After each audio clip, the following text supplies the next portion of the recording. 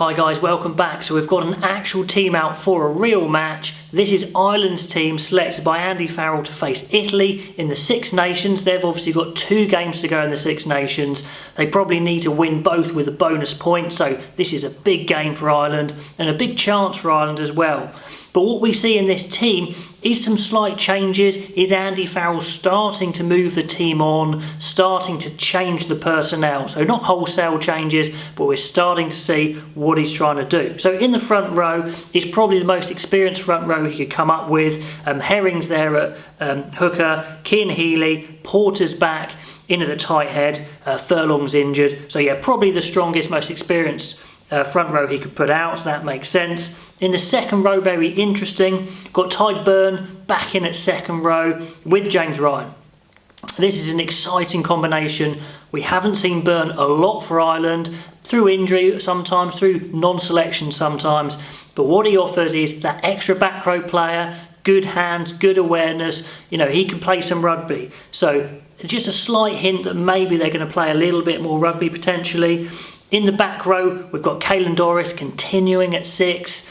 In the long term, maybe he'll go to 8, but what a talent this guy is. I said before in my Ireland video, he's got to play somewhere, and indeed they've gone for him at 6, like I had.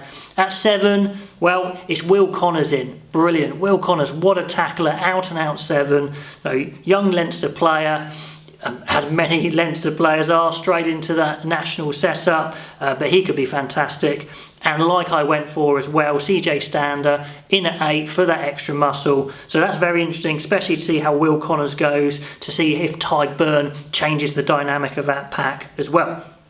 Okay, on to the back line. At half back, there's not a lot you can do actually. It's going to be Murray and Sexton. They're the dominant force there. There's no one really pressing them at the moment. But anyway, we'll see how that goes. On the wing, we've got young Keenan coming on the wing, which is fantastic. And we probably will see Lowe very soon. He's not available just yet, but there could be some changes on the wing. At fullback, probably the surprise, I guess, is Stockdale in at fullback. I mean, we've seen him play there for Ulster, and he can play there. Big boot, big guy.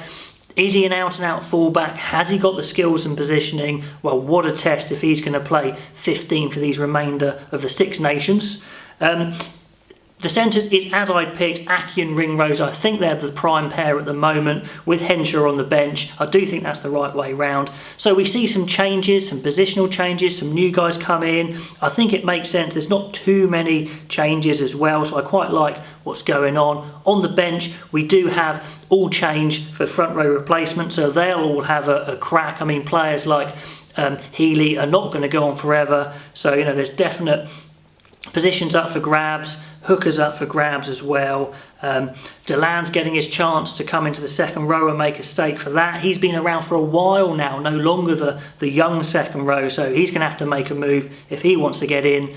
Peter Amani, loads of experience on the bench, plus also he covers all back row positions, useful line-out jumper, so you know, he is a good guy to have on the bench anyway. Gibson Park getting the shout as the backup scrum half, Ross Beirne as expected the backup fly half, and Henshaw rounding it out, covering all positions, obviously a quality player, especially at centre. So it makes sense to me. This is a good Irish team, probably one of the best they could have gone for. Enough experience, but a little bit of change as well. Comment below, do you think it's good selection? How do you think they're going to play? That's what I'm going to be watching for mainly. How are they going to play under Andy Farrell? But obviously they've got a championship to go for, so bonus point win or nothing for them. Exciting stuff, and I'll catch you next time.